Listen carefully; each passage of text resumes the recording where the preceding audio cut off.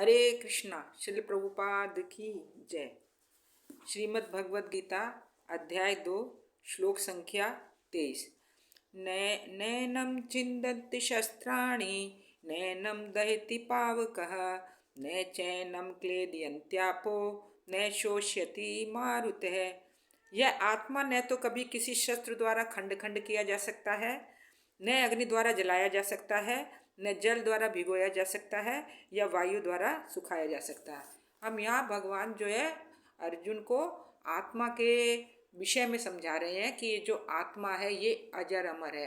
ये जो पंच महाभूत जो हैं पृथ्वी जल अग्नि वायु आकाश, इन पांचों के द्वारा भी इस आत्मा को, जैसे जल के द्वारा आत्मा को भिगोया नहीं जा सकता, वायु के द्वारा आत्मा को सुखाया नहीं जा सकता, वर्षा के द्वारा आत्मा को गीला नहीं किया जा सकता। तो किसी भी स्थिति में आत्मा को क्षति पहुंचाना बहुत कठिन है, मतलब असंभव है, क्योंकि ये आत्मा जो है अजर अमर है, शाश्वत है।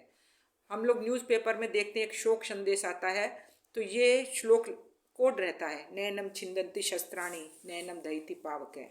तो इसका मीनिंग क्या है कि नहीं, नैनम नैनम बार बार इस श्लोक में इसको शब्द को यूज़ किया गया है। नहीं है, किसी के पास भी ऐसा कोई हथियार नहीं है कि इस आत्मा को क्षति पहुंचा सके। अब भगवान अर्जुन को बोल रहे हैं कि तुम बहुत बड़े योद्धा हो, तुम्हारे पास बहुत बड़े बड़े हथियार हैं, लेकिन फिर भी इस आत्मा को तुम इस तलवार के द्वारा काट नहीं सकते, किसी अग्नि के द्वारा जलाया नहीं जा सकता। किसी के पास भी कोई ऐसा हथियार नहीं है कि इस आत्मा को क्षति पहुंचा सके।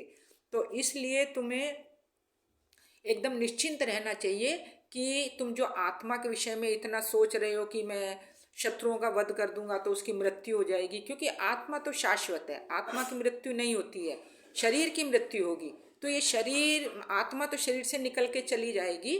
तो इसलिए तुम्हें उसके लिए शोक करना तुम्हारे लिए ठीक नहीं है। तुम्हें बल्कि सोचना चाहिए कि इस आत्मा को जन्म मृत्यु के चक्र से कैसे छुटाया जा सकता है, कैसे इसको मुक्ति दिलाई जा सकती है जन्म मृत्यु के चक्र से, और इस आत्मा के उद्धार के लिए हमें सोचना चाहिए। तो इसलिए तुम इस आत्मा के लिए जो शोक कर रहे हो, ये शोक करना ठीक नहीं है, बल्कि आत्मा के उद्धार का उपाय तुम्हें सोचना चाहिए। हरे कृष्णा। श्रील प्रभुपाद की जय।